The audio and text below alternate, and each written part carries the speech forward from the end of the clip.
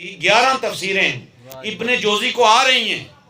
12ویں کے بعد جب آگے جانے لگے 50 تفسیروں تک ابن جوزی کہتا ہے مجھے نہیں پتا،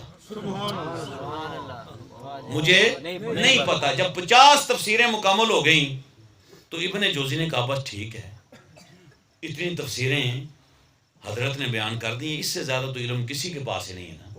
اور ان کے پاس جو پتا ہے مجھے 11 تفسیریں تو مجھے 39 تفسیروں کا مجھے پتہ ہی نہیں تھا. اور اگر ابن جوزی کو نہیں پتا تو کس کو پتا ہے؟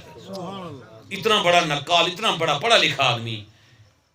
تو جب 50 تفسیریں شیخ عبد القادر جیلانی نے مکمل کر لی نا، تو اب انہوں نے اور سب نے سوچا کہ لو جی اب بس ہو گئی ہے. لیکن شیخ عبد القادر جیلانی نے قرآن کو بند کر لیا، بند کر کے فرمایا یہاں تک، یعنی جو 50 تفسیریں میں نے بیان کی یہ تھا کال، اب میں آپ کو لے کے جا رہا ہوں حال کی طرف. حال کی طرف. حال میں جب پہلی تفسیر بیان کی، پہلی تفسیر، محدث ابن جوزی جبے کبے میں ملوث اور پورے آب و تاب کے ساتھ عالم بن کے گیا تھا اور نقال بن کر گیا تھا. تنقید کروں گا، تنقید سے سنوں گا، جبے کبے کے اندر اور بڑا اعلیٰ لباس پہنا ہوا. جب آپ نے پہلی تفسیر حال کی اس نے اپنے کپڑے پھاڑ دیے، کپڑے پھاڑ دیے اور دوڑ کر شیخ عبد القادر جیلانی کے قدموں میں پڑ گیا اور عرض کی کہ حضور اس وقت تک جو میں اپنے آپ کو بہت علامہ فلامہ سمجھتا تھا، میں تو کچھ بھی نہیں تھا، آج مجھے پتا چلا ہے کہ علم کہاں سے شروع ہوتا ہے. کہاں سے شروع ہوتا ہے؟ نعرہ رسالت یا رسول اللہ، حیدری یا علی، عید میلاد النبی زندہ باد، نعرہ غوثیہ یا غوثیہ. کیونکہ ہے نا بڑی 11ویں شریف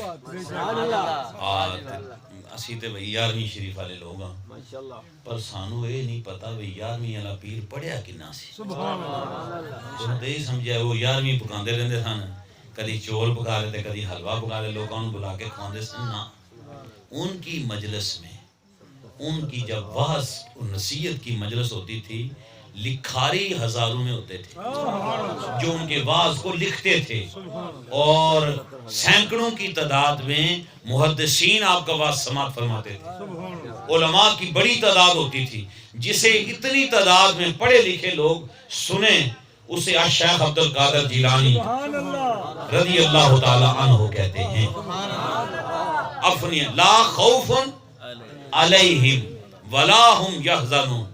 خوف نہیں ہے، کوئی بھی کسی قسم کا خوف نہیں ہے. سب کچھ تباہ ہو جائے، سب کچھ چلا جائے دنیا کا.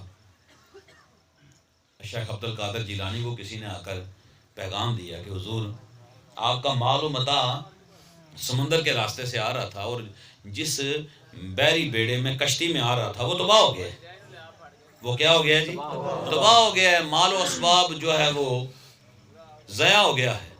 تو آپ نے کہا الحمدللہ، الحمدللہ، اللہ کا شکر ہے، شکر ادا کیا. کوئی چہرے پر تغیر تبدیلی نہ آئی.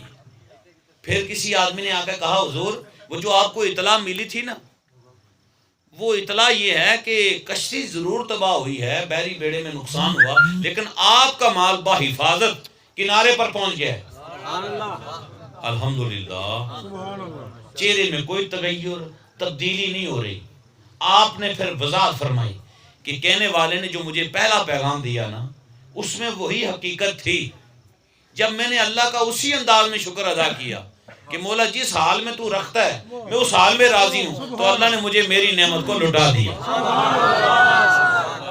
لا خوف علیہم ولا هم یحزنون. کوئی خوف نہیں ہے انہیں، کسی قسم کا ڈر نہیں ہے، کسی قسم کی کوئی نہ تنگی، نہ ان کے دل میں کوئی کجی، نہ گھٹن محسوس ہوتی ہے مال کے جانے پر، اور نہ خوشی کے آثار مال کے آنے پر ہوتے ہیں.